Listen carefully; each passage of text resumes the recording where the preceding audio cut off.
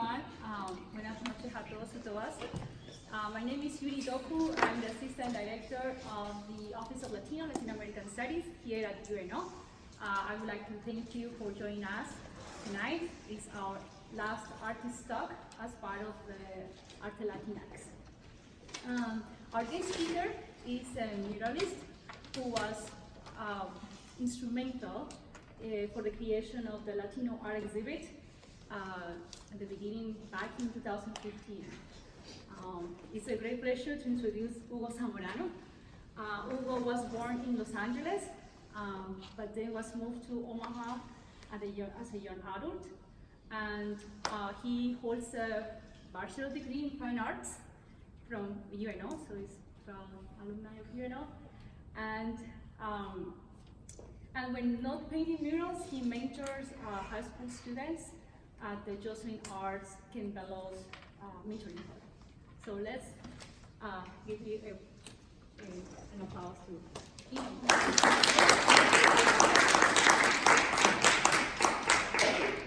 Hi everybody, again I'm Hugo Zamorano. I'm an artist here in Omaha, a muralist, mentor as Yuri said.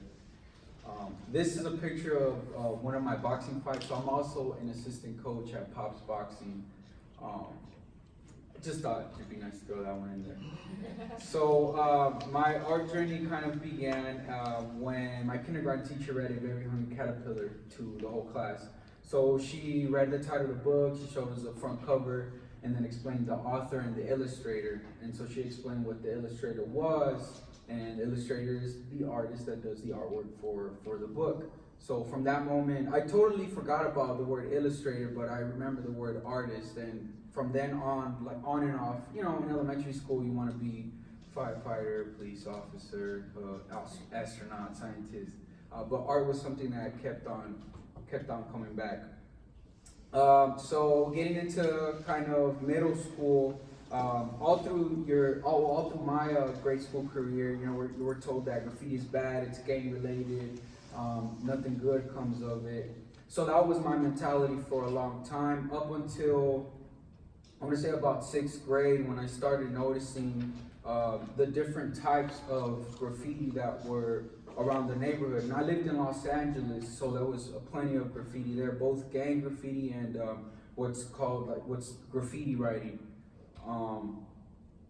And so after that, I started getting into art a little more too. So simultaneously, I started noticing graffiti, and then I took an art class in middle school as an elective. And the teacher, her name was Miriam Siders, she saw that I was fairly talented. So she said I should join her advanced art class, and I did. So this is one of the drawings that I did while in that class during the summer. So I was 13 at the time, and after being in her class for a while and me starting to try to sort of do graffiti, she lent me this book called Spray Can Art. So this is another book that kind of inspired me to take a different direction with art. And so out of this book, I learned a lot about the subculture of graffiti.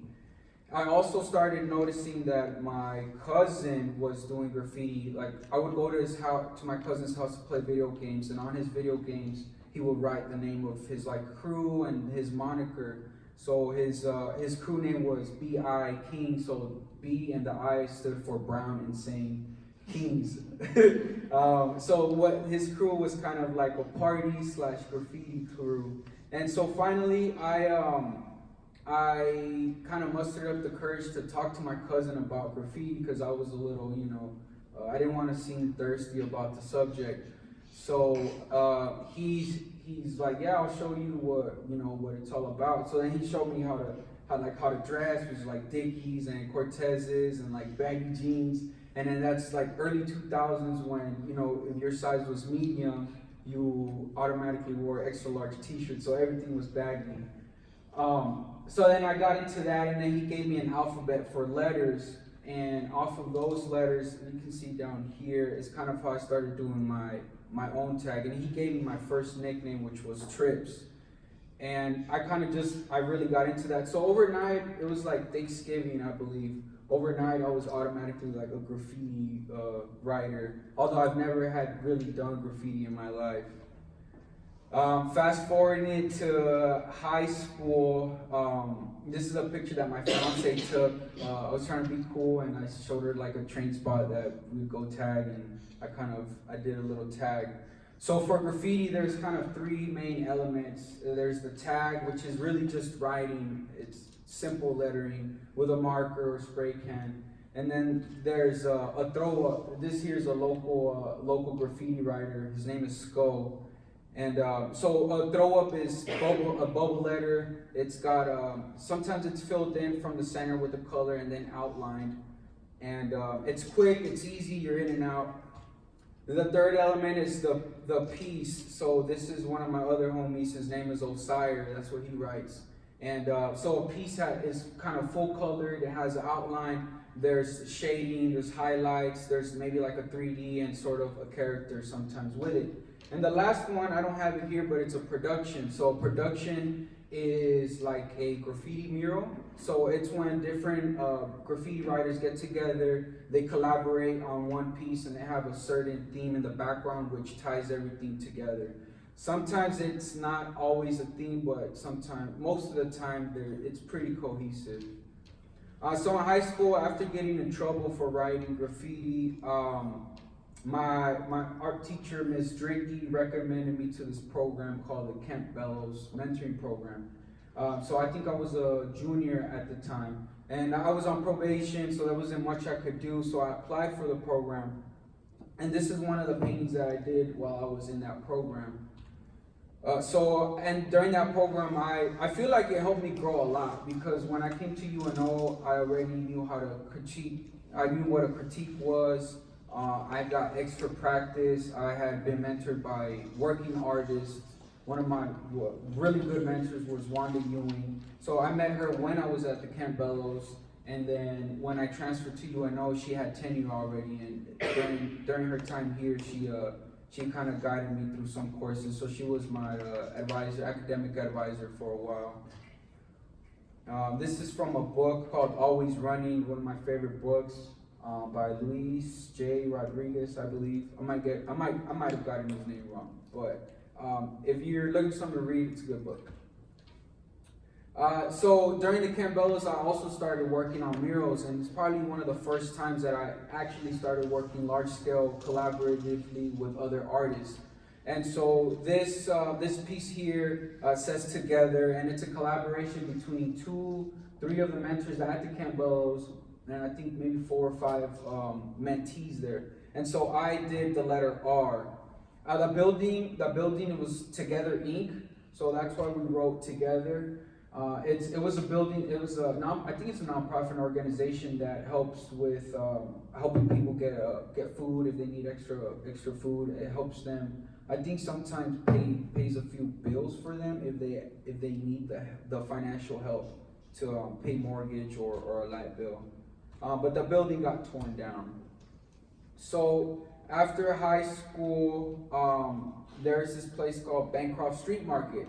So Bancroft Street Market is where the first ArteLatinX, or what was called Latino/Latin American Artists Exhibition and Conversations, first exhibition was held. So what we're doing here at Museo Latino was at Bancroft Street Market. Also at Bancroft Street Market, there was a yearly competition that was called Abstract Concrete. And I found out about this competition because I had a few friends that went to South. And those friends also did graffiti. And there was a program there at South called the Picasso Program. And in the Picasso Program, it was kind of like another after-school art program. It was also during school, so if a kid would get in trouble, maybe doing graffiti or vandalizing the school, they would kind of send them to that program. Or if they saw that they were really interested in art and their grades were kind of going down, they would send them to that program. And Fairuz Bishara was her name. She kind of tried to make sure that they did their homework and then they were able to spray paint something. So in the back of Bancroft Street Market, you see like a collage of high school students' work from that program. And so that's kind of how I found out about the competition. And so for about 2 years, I helped organize the event. And the winner of the competition got to do like a big mural with other people. Sometimes it was just people that were invited, but most of the time it was the winner of the competition that painted. And so my artwork during UNO was mainly about the graffiti writer. At this point, I had been writing, I want to say about 5 years. So maybe that's from 13 to about 18. So that's maybe a third about of my life. So that's what most of my artwork was about. It was about the graffiti writer in their element, or being under the influence of graffiti, and so sort of things that happened while they were painting. And one of them is the buff. So the buff is just when you paint a piece of graffiti and the city comes and buffs it out. They roll over it. And so this never really became a full piece, but it was more experimentational. It's a projection that I did about the buff. There's no noise, but so really I painted the back of the wall, and then I recorded myself buffing what I had painted, and then projected it onto that same spot. And so when I'm done buffing, you'll see what happens. I really like to do this installation projection sometime in a decent way.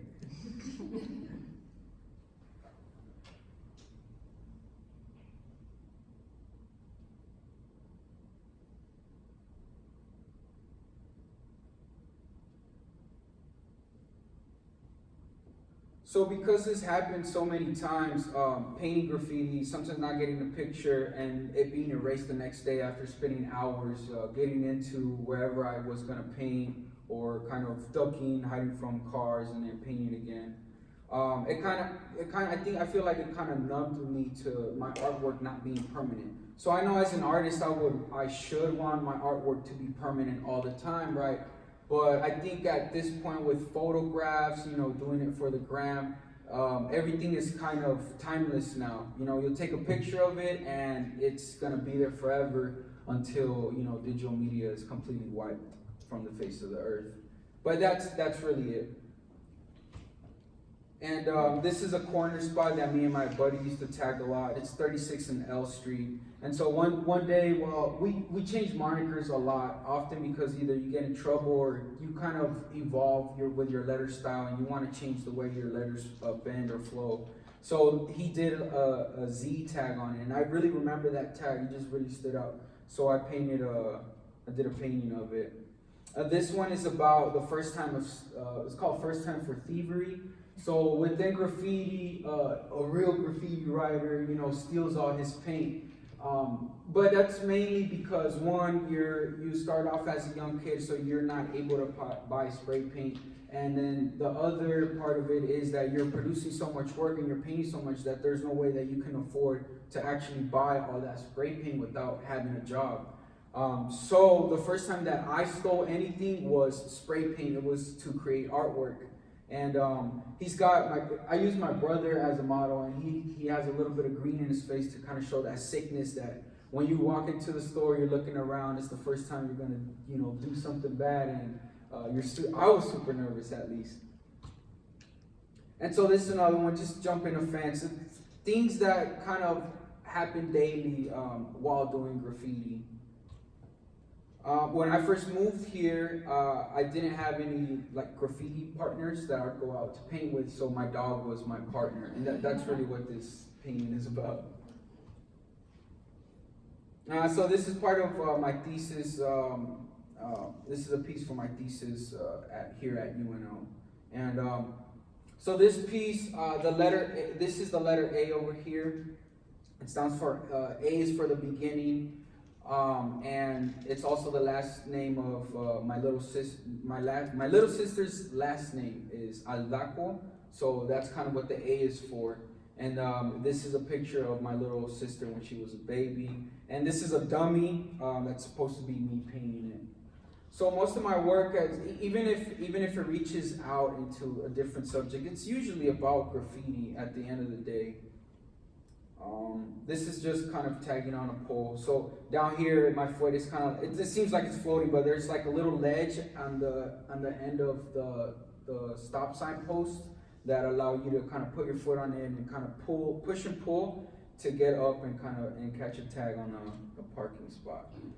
This one, it's a blend of maybe like 3 different stories. One is fuck the police, you know, but the other half is how many of us really mean it. So what I mean by that is sometimes your car gets stolen, you report a crime, and you need the cops.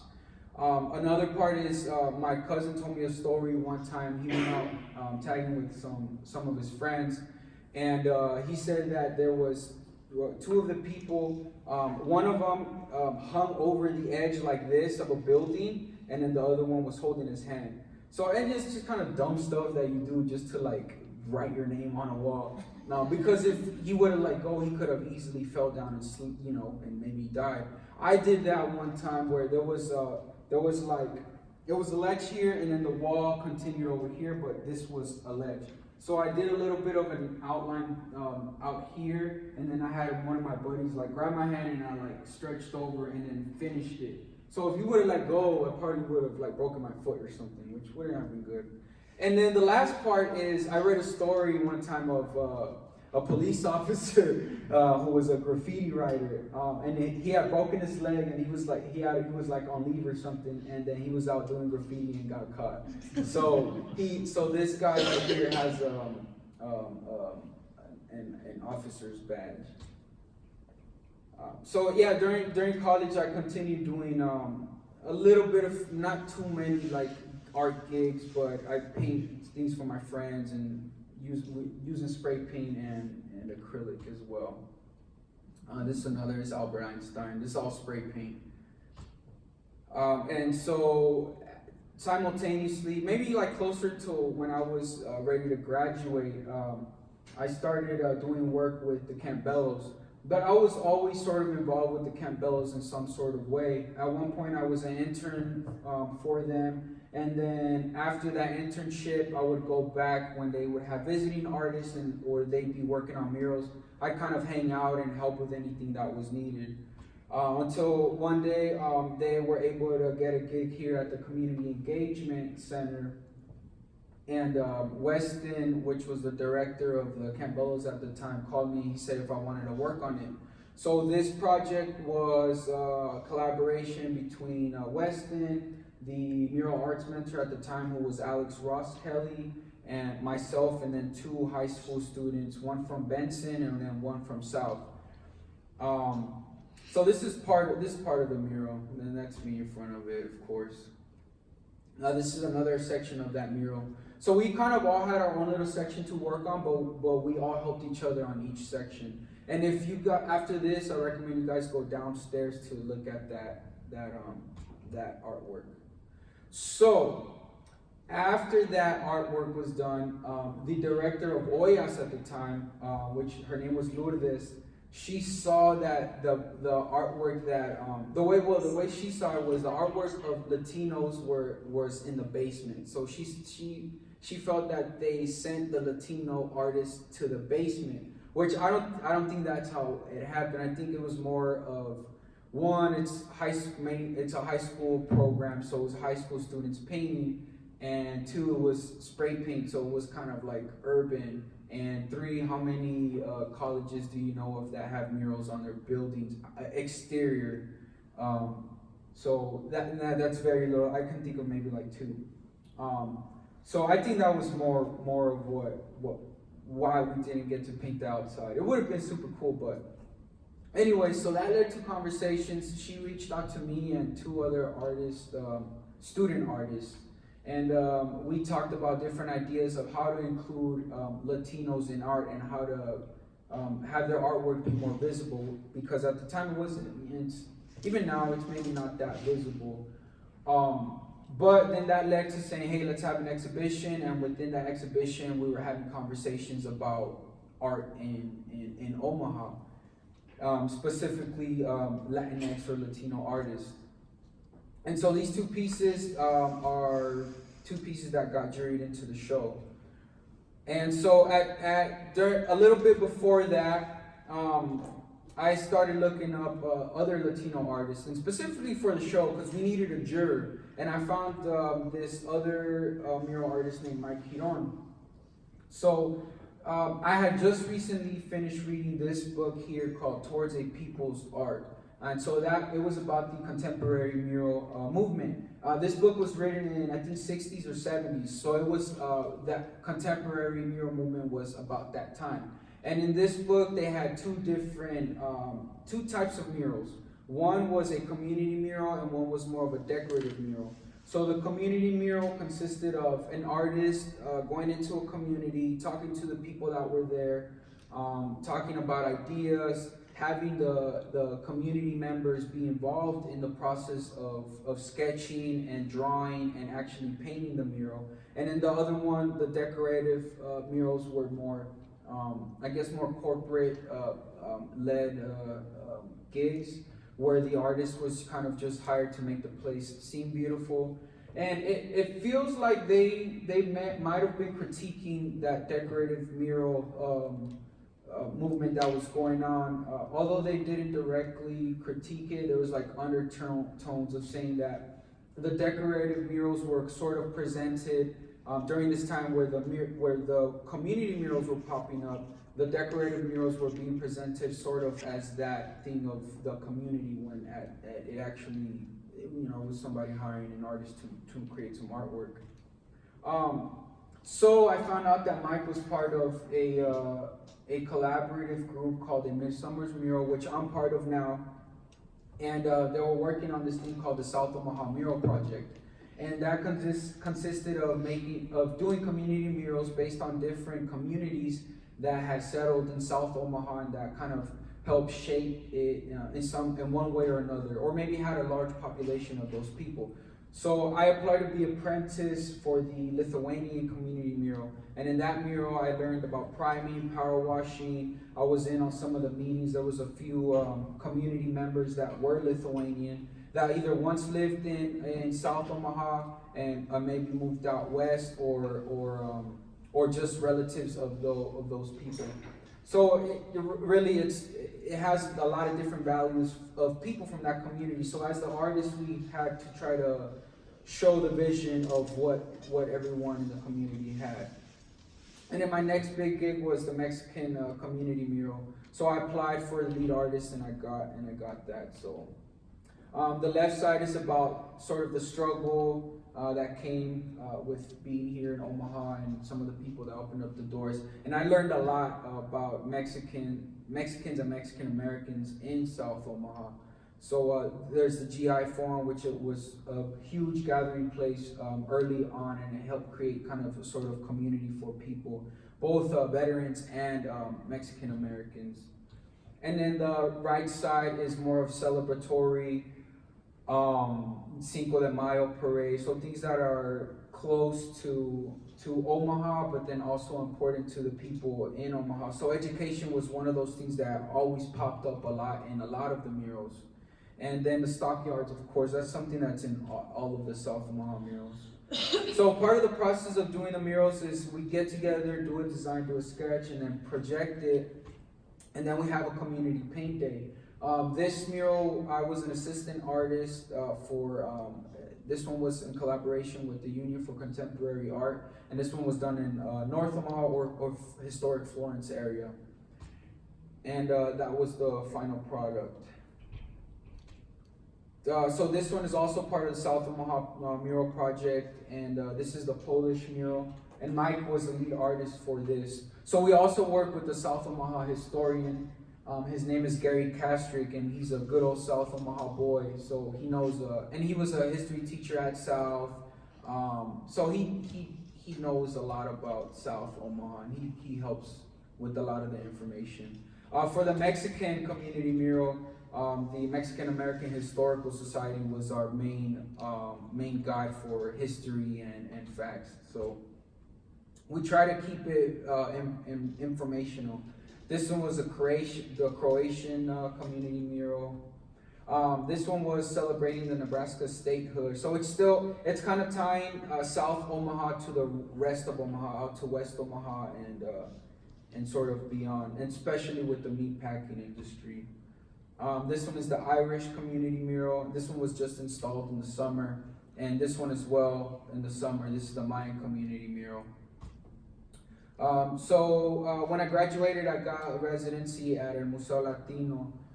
So I was one of the first wave of residents at el Museo Latino, and I was able to do a graffiti class there. So I showed the students about graffiti. I kind of went through the steps of the tags, throw-ups, the pieces, and then we talked about planning. And we had planned to do a mural, but we kind of ran out of time and funds for the class, so we weren't able to do it. But that teaching experience was sort of my first real teaching experience. And then after the year after that, I became a mentor at the Kent Bellows mentoring program. So after years of trying to be a mentor there, because I think maybe a year before that, I heard that they needed a mural mentor. And since I knew Weston and I had a relationship with Kent Bellows, I thought hey, maybe I could be a mural mentor. But Weston didn't let me. He said I needed to get my BFA first, which I understand because he just wanted to push me to get my education and also get more experience. So this is one of the murals that we did, that I've done with the teens of the program. This is one that we did at the Immigration Legal Center for their opening. And then this is another one we did at the, the Papio bike trail that they have out west. And so I had some of the students from the Kent Bellows help me on this one as well. And then I started working with an organization called Y Arts and Courteous Kids. So with Y Arts and Courteous Kids, I also started doing sort of graffiti workshops. I would show them how to spray paint, and we would try to get something cohesive, but half of the time I'm dealing with students that it's at the end of the school day. So they're tired, they're bored, they don't want to really follow instructions. But spray paint allows them to have fun, and if I have a little bit of instructions, they'll do pretty good. So this is just a shot from one of the activities that we did. This was with North Star this past summer.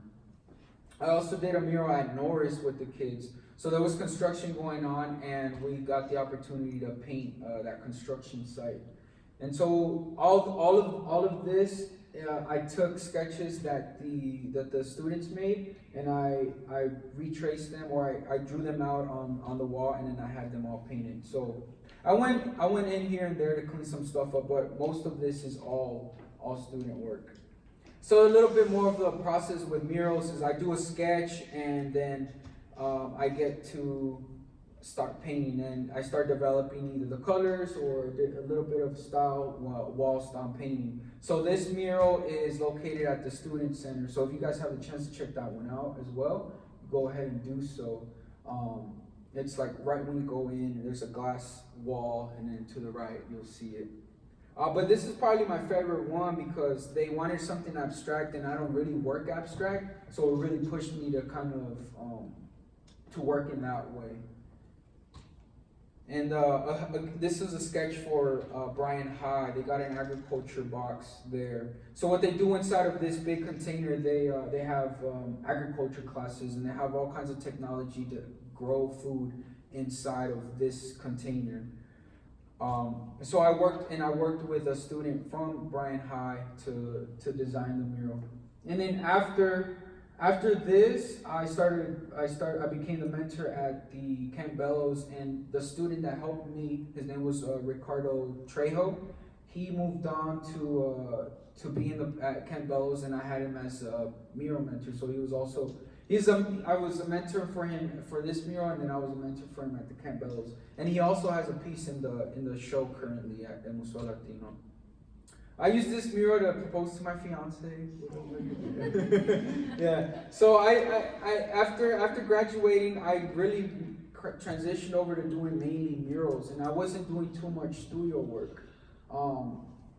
The only way I was doing studio work was with this program called Random Arts Omaha, and with that program, there were themed shows, and that's kind of where my studio work came out of, and it was always themed.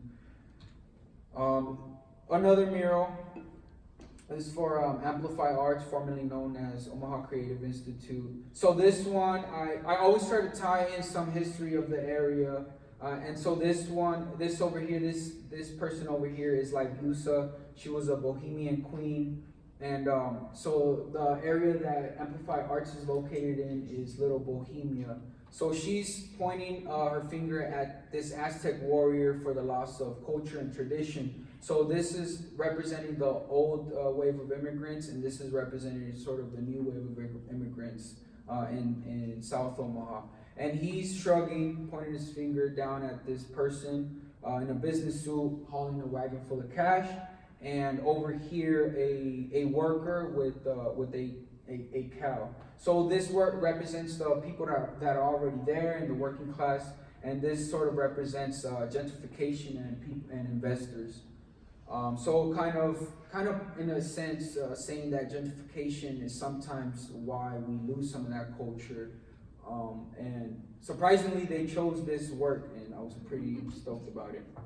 And then again, Amplify Arts has helped me out a lot. I got to do Omaha Storm Chaser mural at their stadium, celebrating their 50 seasons of fun. This is a current mural I just finished at a restaurant.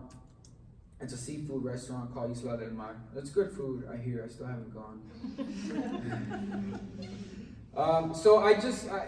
Lately it's kind of, I almost feel like it's a waste of time putting it on a canvas if it's not going to be on a wall, which is not true, because there's so many ideas that an artist can have. It's just kind of taking time to do them. But this is Warren Buffett. This was in Kansas City. It was for an event called Kansas City Masterpiece. So maybe it's a ton of graffiti writers, maybe like 50 walls, and we're all just painting during that weekend. So I went with a group of people from Omaha, and we did kind of like a money theme. So Warren Buffett was the guy that I'm painting with the set of hair made of money. This is another piece I did in Mexico just recently. This is also Kansas City, and this is just this last year. So our theme was Sonic the Hedgehog. And so a lot of this is like unpaid, but it's really good practice for me, and I keep that momentum going of using spray paint and getting creative. This is just recent from Memphis. So over the weekend, I was in Memphis, and me and my buddy went down there to an event called Paint Memphis. And so I'm thinking maybe like 150 different public artists or muralists went down there and painted different things. So this theme is about the Amazon being on fire. And so back here, there's farm workers setting the Amazon on fire, which they are, but for different reasons, including the government. And he wanted to do a gorilla back then. And then I have a snake kind of coming out of the Amazon jungle, and this child here playing with fire, kind of showing that bit of innocence in a way, and this snake monster kind of getting it. So yeah, just more spray can work.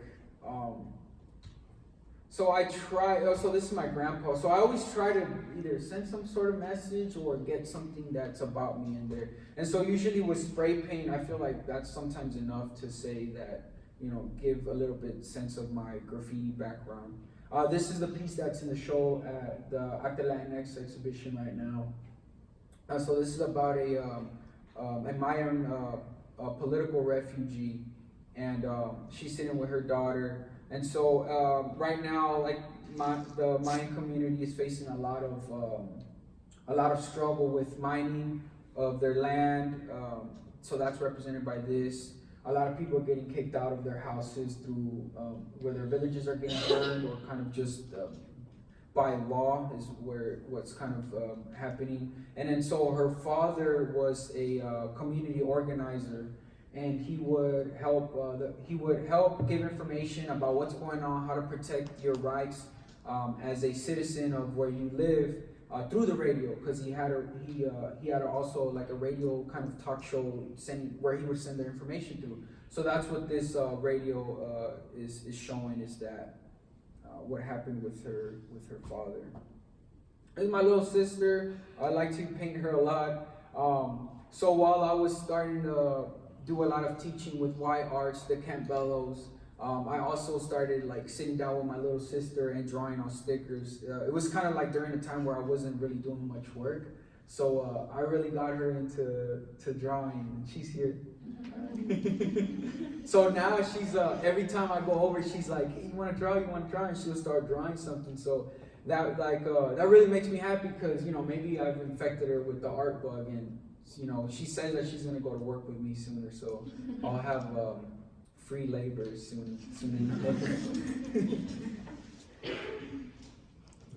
This is just this is oil pastel with spray paint, just sneaking out of the window, something that a graffiti writer often does when they live with their parents.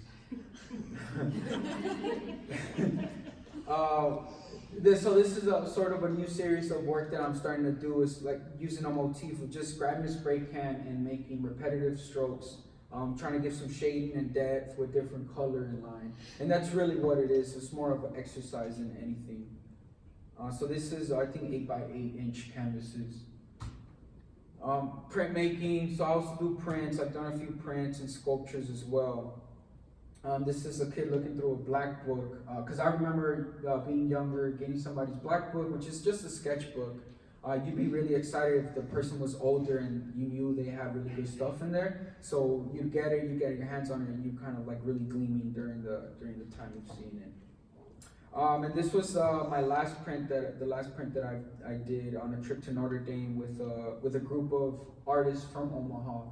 It was Bart Vargas, Aaron Olivo, Linda Garcia, myself, and I feel like I'm missing someone else, but I might not be. So we did a series of monoprints for this show. And then, so this one, I took it from a quote from this rapper that was one of the first rappers that I've listened to. And my dad used to listen to this rapper. His name was Kid Frost. So one of his songs, the line is, how does the line go? From the East Coast, barrios to the West Coast barrios, they know about the Frost sporting Jordans with Rosarios. So I made a spray can wearing a sarape, and so that's kind of like a blanket that you put over it, and it's kind of like, sometimes it has a sleeve, sometimes it doesn't. So, and then the spray can has Jordans and the Rosario around his neck, and then the Nebraska hat on top. So it's kind of like a little bit of pop culture, sort of. And that's kind of where my artwork is heading now. And that's kind of the end. I'm Hugo Zamorano, mentor, muralist, member of the community, the arts community in Omaha, and thank you everyone for coming. Is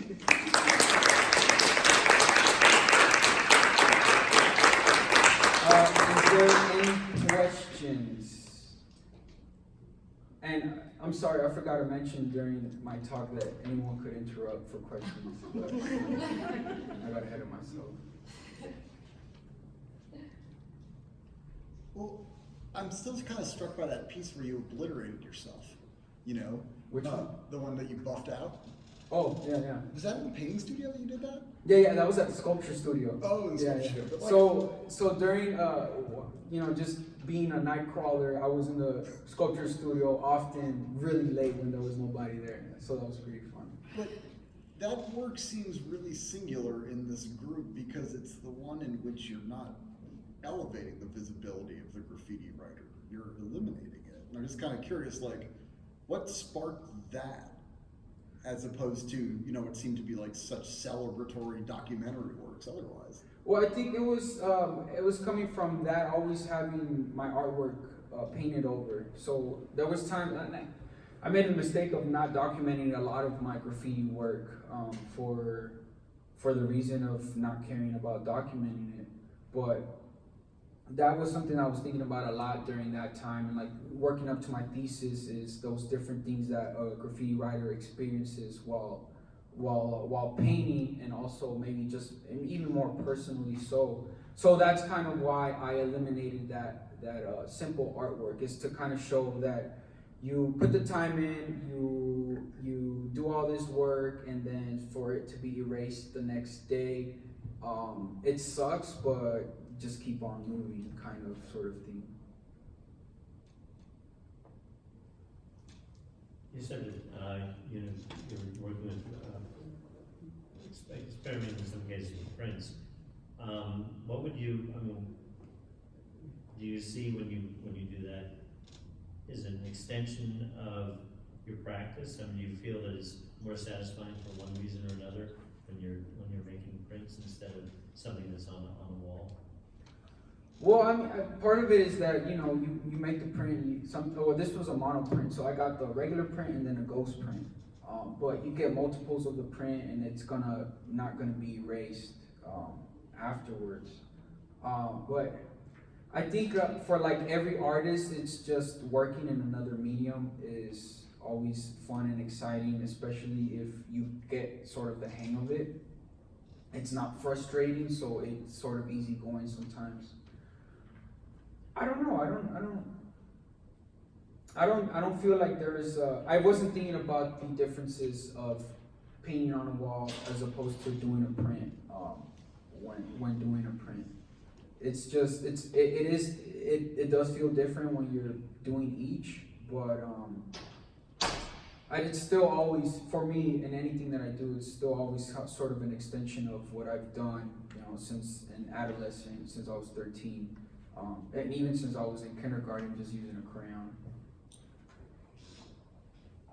You said you were doing that paint over that you were in the sculpture lab. What have you done with sculpture? Are you interested in exploring that too? Yeah, I should have shown a few of those, but I had one. I was working on a series of aerial sculptures. That I kind of haven't been working on as seriously as I was before. I don't know, I feel like with the transition to doing more murals, I kind of, there's that whole, I guess, imposter syndrome, right? Where you're like, oh man, I don't know if I'm doing this right, and I don't want to say that I'm this when I might not be. And then two, just kind of focusing on getting gigs in murals, because that's what I like doing more, and then paying the bills. So there's times where I finish a job, and then I get really booked, and then I'm really stressed, and then I stop working, and then I allow myself to get in this like lazy rut where I don't produce any more work until I have to, and then that's usually because of a mural, and that's when I start gaining more momentum. And so, learning from that, I've tried to keep that momentum going in one way or another, and going out like to places like Paint Memphis and Kansas City, or just hanging out with my buddies to paint. Even if I'm not doing anything, I'm still producing artwork in a way that I really enjoy.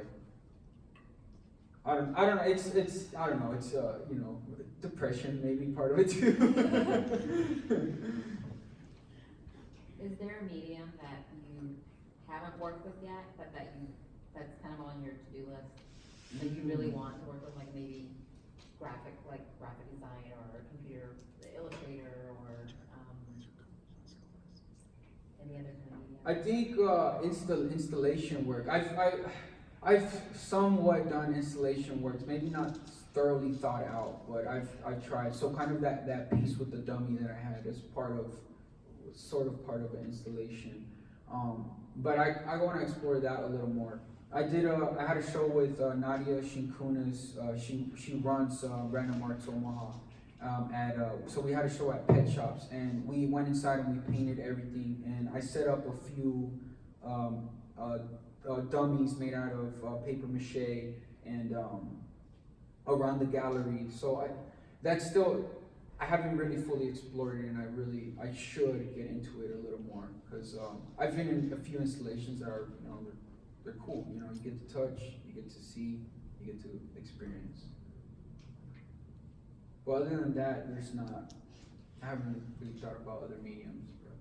So when you're not working on a mural or a job, you have like a discipline for yourself regarding just continuing your own artwork? Like do you try to draw or do art or paint every day? Yeah. You just like to. So for a while, like painting, I had these little stickers. Like my mom's job had closed down a few years ago, and they were getting rid of all their inventory, and they had like rolls of stickers. So I was drawing a lot on stickers, and I was drawing with like my little brother and my little sister with those stickers. So that was one thing that I was doing to try to keep that going. And then the other one is just that series of work that I've been doing that are just it's just really spray can strokes, I guess. And so if I'm bored, I'll go outside and I'll paint a little bit, and then step back, and then maybe I'll finish it, and then that's it. But yeah, I think part of my struggle is finding what to do while not doing anything. And yeah, it's a problem for me sometimes. So, like, at what point did you decide, like, that you were, like, instead of this being, like, a hobby, you wanted this to be a career, and you're like, yes, this is where I'm gonna go, even though it's risky, and I'm kind of, like, you know, especially when you're newer, and you're, like, what was that line for you? Where were you? I guess it's a weird question, I'm sorry.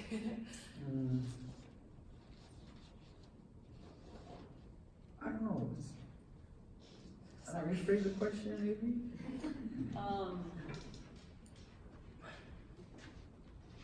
What made you decide that you wanted to do this as a career compared to like anything else? Oh, I think like my options ran short a little bit. So I've always kind of wanted to be an artist. Like since middle school, that was when I was like, all right, this is what I'm gonna do. But then at one point I wanted to do engineering, and so I was taking a few engineering classes when I was at Bryan High School, and like doing CAD design and stuff like that. And then it came time to kind of figure out my major, and I just went with art because I was like, well, I don't know, engineering it's fun, but I like doing art more. And then at one point I applied for Omaha Fire Department, and I think I went through like the last test, which was the oral exam, which they interview you and ask you certain questions. But I just wasn't prepared enough, which was a good thing because I didn't get accepted into the fire department, which if I would have, I would have still been doing art because the way their schedule is set up, you know, I think you work for like a whole week straight and then you get a whole week off, or 2 weeks straight and then a whole week off. So that would have allowed me to work on several projects. But at the same time, that kind of just eliminated my plan, which was my plan A was fire department. To my plan A be just doing art. And I don't know, I just didn't worry about it too much because I had a lot of support from my parents, and so I figure I figure it out somehow, and I did. So Yeah. That's awesome. yeah. I don't know if I'm gonna phrase this well, but you seem to me like a good example of how the Omaha art ecosystem can work on a good day, right? You know, you went through Kent Bellows, Mike Giron, and the Midsummer Murals people, UNO, all these things. But I remember watching you as a student here and thinking that you were like constantly short-circuiting, right? Like either you were trying to get your work to conform to our expectations or trying to get our expectations to loosen up to allow your work to be what it might want to be. And so I'm just curious, like, with your own experience in all these different sort of educational settings, how does a place like UNO carve out a space for artists like you that feels like a natural fit rather than a kind of strangely shotgun marriage? Do you know what I mean? Yeah, I don't know, I feel like it might be just different for everybody, but for me, I always, since I was always kind of living like getting straight, because I was a fairly straight A student up until maybe like my junior year when I was painting almost every freaking day. But I was a straight A student. I listened to my parents, like, you know, goody two shoes on one end, and then like graffiti comes along, and like now I'm doing all this other stuff that I shouldn't be doing. So I've always had kind of like those two, either trying to balance them out or kind of keeping them separate. And so for a long time I was keeping like my graffiti spray can work separate from canvas and studio work. I don't know. I guess in a way I wanted to conform to one or the other, because maybe it's because that's how they teach you in school. You know, they teach you that you got to get into galleries to be successful. They teach you that you gotta you know, have like a body of work all the time, which I maybe have one body of work, and now it sort of just kind of blends with everything that I do. So it's not really I wouldn't call it a body of work, but I feel like everything kind of transcends regardless. And then I don't know. So maybe I feel like I don't know. I feel like UNO did a fairly decent job for me, because although I was trying to fit in, at the end, like I couldn't figure out like what I was as an artist, where I was gonna be. So I kind of stopped worrying about it, and I looked at, you know, public art is what I want to do. I've always seen murals. I like that. I like the philosophy behind like community murals and involving everyone in the artwork, and it doesn't have to be just about me. So I think that kind of like helped open the door to like not worrying about it anymore. Even after graduating, I still like had trouble figuring out like, what do I call myself as an artist? It comes back to like, am I American or am I more Mexican, right? It's like I'm both, and it doesn't matter what you think of where I am or where I should be. It's like I'm where I'm at, and I'm gonna try to make the best of it. I don't know. I can't say that things went really bad for me, so I couldn't really explain that. Maybe if I had more trouble, I don't know. Someone throw a rock at me. I don't know.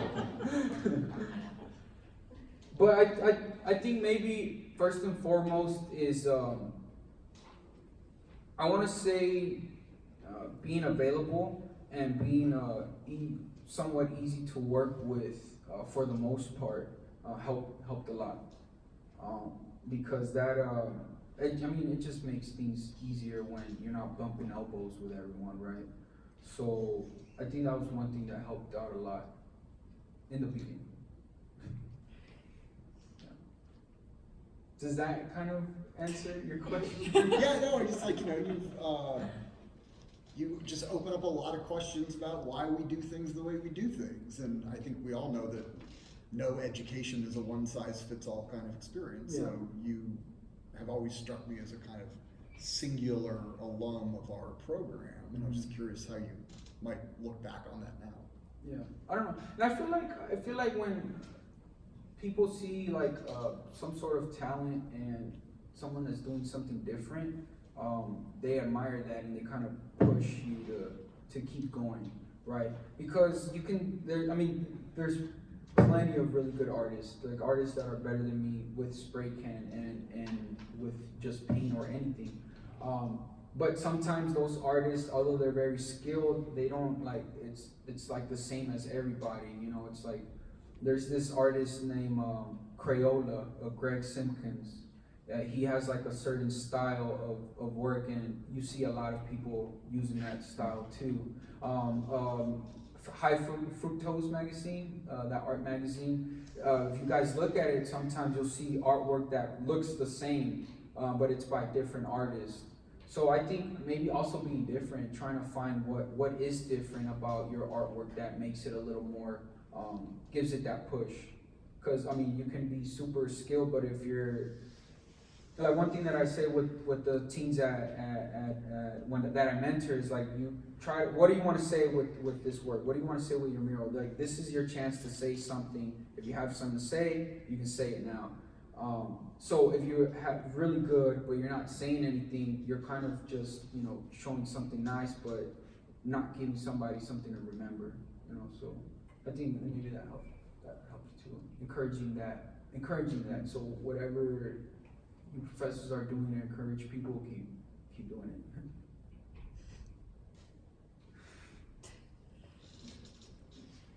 Any more questions? What's your favorite brand of spray paint? I'm gonna have to say Montana. They're pretty keen. I use Montana Gold a lot. I really like Montana Black, so these are different lines of Montana spray paint. I've been using Iron Lac a lot, and I really like the valve system, but I just don't like that they're glossy. There's something about gloss that I don't like it very much. And I heard, I'm pretty excited to try it, but there's this brand in Mexico called 360. I heard that one's really good, but I haven't tried it yet. So, but I haven't tried too many spray. I have too many different brands. I haven't, and I should just to kind of experiment. But Iron Lac's pretty good. Montana is really good. I'd say pretty much anything that you can paint with. As far as like longevity with pigmentation and colors, it's kind of hard because it's so new, and I've called some different companies, and like half the time they don't know what they're talking about either, or they'll get upset that you're even asking that question, you know, because what do you want? It's, you know, you're painting on a train, you're painting on a wall. Like what does it matter if it lasts 30 or 40 years, you know?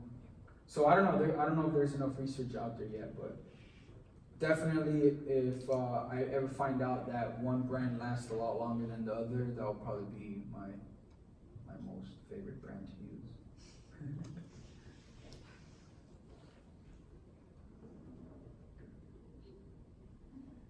Thank you, Hugo, so much for doing this great conversation about your experience. Thank you everyone for coming, and if you haven't been able to visit the museum, don't forget to come tomorrow. It's our closing reception. We're gonna have live refreshments. We're gonna give away some gift cards from Bleak, and so just it's from 6 to 8 p.m. and it's free and open to the public. So thank you.